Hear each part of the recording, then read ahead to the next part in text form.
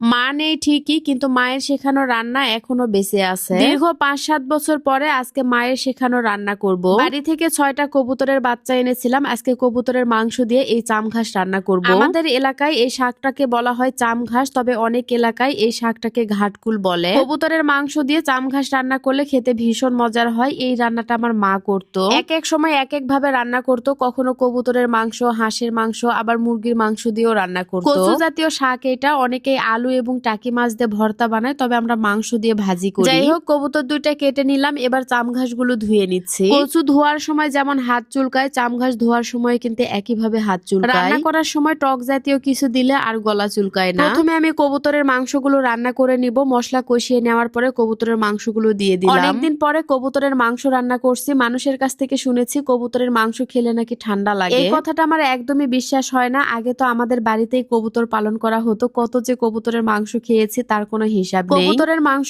খেয়ে যে ঠান্ডা লেগেছে এমনটাও কখনো হয়নি। এদিকে আমি চামঘাসও কষিয়ে নিব। চামঘাসের মধ্যে সব মশলাগুলো দিয়েছি, ছোট ছোট করে আলু কেটে দিয়েছি, আর কিছু রসুনের কোয়া দিয়েছি। এরপরে রান্নাটা বসিয়ে দিলাম, তবে পেঁয়াজ দিতে ভুলে গিয়েছিলাম, পরে কিন্তু পেঁয়াজও দিয়েছি। কবুতরের মাংস তো রান্না করা হয়ে গেছে। এবার আমি চামঘাসের মধ্যে কবুতরের মাংসগুলো দিয়ে দিলাম। এভাবে কিন্তু মুরগির মাংস দিয়েও চামঘাস রান্না করা হয়, তবে কবুতরের মাংস দিয়ে রান্না করলে বেশি স্বাদ লাগে। রান্না করছিলাম, এমন সময় দেখি ঝড় বৃষ্টি শুরু হয়েছে। কয়েকদিন থেকে যে পরিমাণ গরম পড়েছে, বৃষ্টি হওয়াটা খুবই দরকার ছিল। বৃষ্টি হওয়া দেখলেই তো খিচুড়ি খেতে ইচ্ছে করে, তবে এখন আর খিচুড়ি রান্না করার সময় নেই। যাই হোক, এদিকে আমার চামঘাসও রান্না করা হয়ে গেছে। আজকে মাত্র একটা তরকারি রান্না করেছি। এরপরে আমরা দুই মা ছেলে মিলে দুপুরের খাওয়া দাওয়া করলাম। বাইরে বৃষ্টি হওয়া দেখে আপনাদের ভাইয়া বলছিল বেশি করে ফ্রেঞ্চ ফ্রাই বানিয়ে দিতে। কয়েকদিন পর পরই ফ্রেঞ্চ ফ্রাই বানিয়ে দেয়, কিন্তু খেয়ে নাকি তৃপ্তিই হয় না। আজকে বলছিল একেবারে বেশি করে বানিয়ে দিতে হবে, যেন সারাদিনই খেতে পারে। আমি তো 2 কেজি আলু একবারে কেটে নিয়েছি, সবগুলোই ফ্রেঞ্চ ফ্রাই বানাবো। আলুগুলো লম্বা লম্বা করে কেটে নিয়েছি, এরপরে ভালোভাবে ধুয়ে নিলাম। এবার হলুদ গুঁড়া, মরিচ গুঁড়া আর লবণ দিয়ে দিলাম। একটু কর্নফ্লাওয়ার দিলে ফ্রেঞ্চ ফ্রাই গুলো ক্রিস্পি হতো, কিন্তু বাসায় কর্নফ্লাওয়ার ছিল না, যার জন্য আর দেওয়া হয়নি। এরপর আমি উপরে একটু সরিষার তেল দিয়ে দিলাম, তারপরে ভালোভাবে আলুগুলো মেখে নিলাম। এতগুলো আলু ভেজে নিতে তো অনেক তেল লাগবে, কিন্তু আমার ঘরে তো এয়ার ফ্রায়ার আছে। এয়ার ফ্রায়ারে তো অল্প তেলে বা তেল ছাড়া সব ধরনের ফ্রাই জাতীয় খাবার তৈরি করা যায়। কোনো প্রকার তেল ছাড়াই কিন্তু আমি এয়ার ফ্রায়ারে ফ্রেঞ্চ ফ্রাই গুলো ভেজে নিব। আর